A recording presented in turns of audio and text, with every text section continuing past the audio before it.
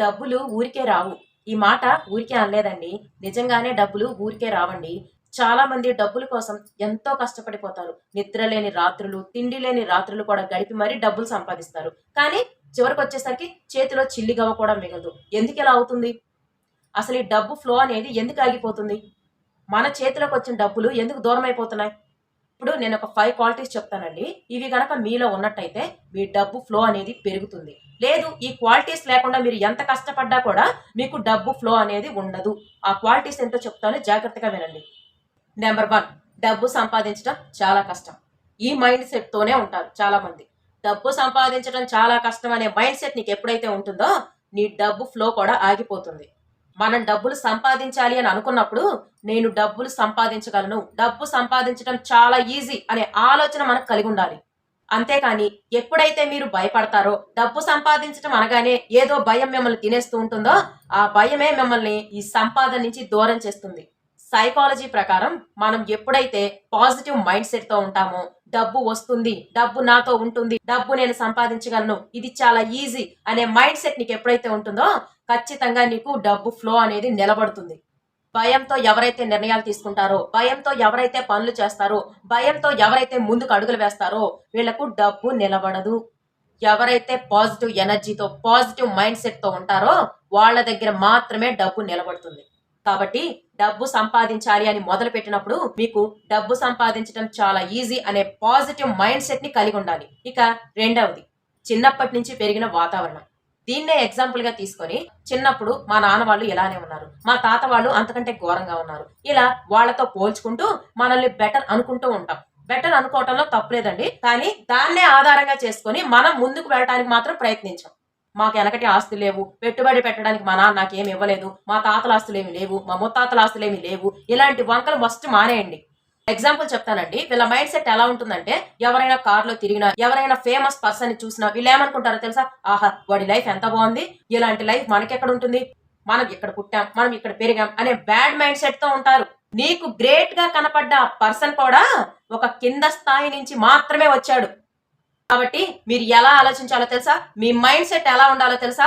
గతం గతః, ఫ్యూచర్ అనేది నా చేతిలో ఉంది, కాలం అంతా నాకే అనుగుణంగా ఉంది, సమయం మొత్తం నాకే ఉంది, నేను ఏది చెయ్యాలన్నా నేను చెయ్యగలను, నా మీద నాకు నమ్మకం ఉంది, కావాల్సినంత సమయం ఉంది, ఈ సమయాన్ని నేను వృధా చేసుకోకూడదు, నా నమ్మకాన్ని నేను కోల్పోకూడదు అని మీ మైండ్ సెట్ ఎప్పుడైతే ఉంటుందో మీ దగ్గరకు వచ్చే రూపాయి అంతకంతకు పెరగటానికి అవకాశం ఉంటుంది. అంతేకాని ఎప్పుడైతే నీ మీద నీకు నమ్మకం కోల్పోయావో నీ దగ్గరకు వచ్చిన రూపాయి అంతకంతకు తగ్గిపోతూ వస్తుంది. కాబట్టి కష్టపడి డబ్బులు సంపాదించిన దాన్ని తగ్గించకుండా ఫ్లోని పెంచడం నీ బాధ్యత.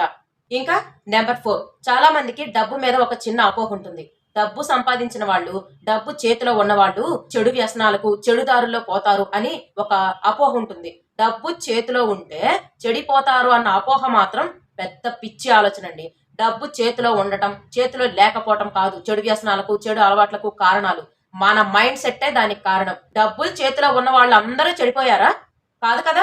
ఈ మైండ్ సెట్ ఎవరికైతే ఉంటుందో, అంటే డబ్బు నా చేతిలో ఉంటే నేను పాడైపోతా, అమ్మో డబ్బులు ఇలా చేస్తాయి, డబ్బు మనల్ని మార్చేస్తుంది, డబ్బు మన రక్త సంబంధాలను దూరం చేస్తుంది, ఇలాంటి మైండ్ సెట్ తో ఉన్నారు అనుకోండి, మీరు ఎప్పుడు కూడా, మీరు ఎంత టాలెంట్ పర్సన్ అయినా, మీలో ఎన్ని స్కిల్స్ ఉన్నా కూడా అవి మొత్తం కూడా అణచబడిపోతాయి. ఎందుకంటే మీ మైండ్ సెట్ ఎప్పుడైతే డబ్బు నా చేతిలోకి వస్తే చెడిపోతాము అనే ఆలోచన నీకు ఎప్పుడైతే ఉంటుందో అప్పుడే నీ మైండ్ సెట్ మొత్తం కూడా దిగిపోతుంది. నీకెంత టాలెంట్ ఉన్నా ఇంకా వేస్ట్. ఇంకా డబ్బు అనేది చెడగొడుతుంది అని అనుకోకుండా డబ్బుని ఎనర్జీగా మలుచుకొని నీకు ఉపయోగించి నీకు ఎనర్జీగా మలుచుకుంటే నీకు డబ్బు ఫ్లో ఎక్కడా ఆగదు. మనీ అనేది చెడా లేకపోతే ఎనర్జీనా అంటే నువ్వు దాన్ని వాడే విధానాన్ని బట్టి మాత్రమే ఉంటుంది. ఎప్పుడైతే డబ్బును చెడ్డదిగా కాకుండా ఎనర్జీగా మనం ఆలోచిస్తామో అప్పుడే మనం డబ్బు సంపాదించడానికి ముందు అడుగులు వేస్తాం. లేకపోతే అసలు డబ్బు సంపాదించాలన్న ఆలోచన కూడా ఇక్కడే చచ్చిపోతుంది. Number 5, focus on value. చాలా మంది డబ్బు సంపాదనలో పడిపోయి కొంతమంది వాళ్ళ వాల్యూని వాళ్ళు తగ్గించుకుంటూ కేవలం డబ్బు సంపాదన మీద మాత్రమే దృష్టి పెడుతూ ఉంటారు. ఈ క్రమంలో వాళ్ళ వాల్యూని వాళ్ళు కోల్పోయే సంగతి కూడా వీళ్ళు చూసుకోరు. కానీ ఇలా వాల్యూని పోగొట్టుకొని సంపాదించే డబ్బుకి విలువ ఉండదు. ఎప్పుడైతే డబ్బు సంపాదనతో పాటు నీ వాల్యూను ఇంకొంచెం ఎక్కువగా పెంచుకుంటావో నీ డబ్బు ఫ్లో అనేది ఆటోమేటిక్ గా నీకు అట్రాక్ట్ అవుతుంది. డబ్బు అనేది రిజల్ట్ కాదు, దాని నుంచి వచ్చే వాల్యూ మాత్రమే నీకు రిజల్ట్ గా కనిపిస్తుంది. మనం చేసే పనిలో వాల్యూ ఉండాలి, మన ఆలోచనల్లో వాల్యూ ఉండాలి, మనం చేసే ఒక సర్వీస్ ఎదుటి వ్యక్తికి ఉపయోగపడేదానిలా ఉండాలి, ఆ ఎదుటి వ్యక్తి నీకు వాల్యూ ఇచ్చేదిగా ఉండాలి. అందుకే మనం డబ్బు కోసం పని చేయటం కాదు, ముందు వాల్యూ కోసం పని చేయాలి. ఆటోమేటిక్ గా నీకు డబ్బు అట్రాక్ట్ అయిపోతుంది. అర్థమైందా? డబ్బు సంపాదించాలి అంటే కేవలం 24 గంటలు 365 రోజులు కష్టపడటంతో పాటు మీ మైండ్ సెట్ ఎలా ఉంటేనే మీకు డబ్బు అనేది ఫ్లో పెరుగుతుంది. కాబట్టి ఫస్ట్ మీ మైండ్ సెట్ ని మార్చుకోండి, డబ్బు మీరు వద్దన్నా కూడా వచ్చేస్తుంది. డబ్బు సంపాదన ఎంతైతే ముఖ్యమో దానికోసం నీ మైండ్ సెట్ ని ఇన్ని రకాలుగా మలుచుకోవాలి. నేను చెప్పిన 5 విషయాల మీద కూడా ఫోకస్ చేయండి. మరి నేను చెప్పిన టాపిక్ మీకు ఎలా అనిపించింది, మీకు ఇందులో ఏ పాయింట్ నచ్చిందో నాకు కమెంట్ లో తెలియచేయండి. వీడియో నచ్చితే ఒక చిన్న లైక్ చేయండి. మరొక మంచి వీడియోతో మళ్ళీ కలుసుకుందాం. అంతవరకు సెలవు, నమస్తే. మీకు ఏదైనా టాపిక్ పై వీడియో కావాలి అంటే ఖచ్చితంగా కమెంట్ లో తెలియచేయండి. మీరు అడిగిన టాపిక్ పై వీడియో చేయడానికి ఖచ్చితంగా ట్రై చేస్తాను.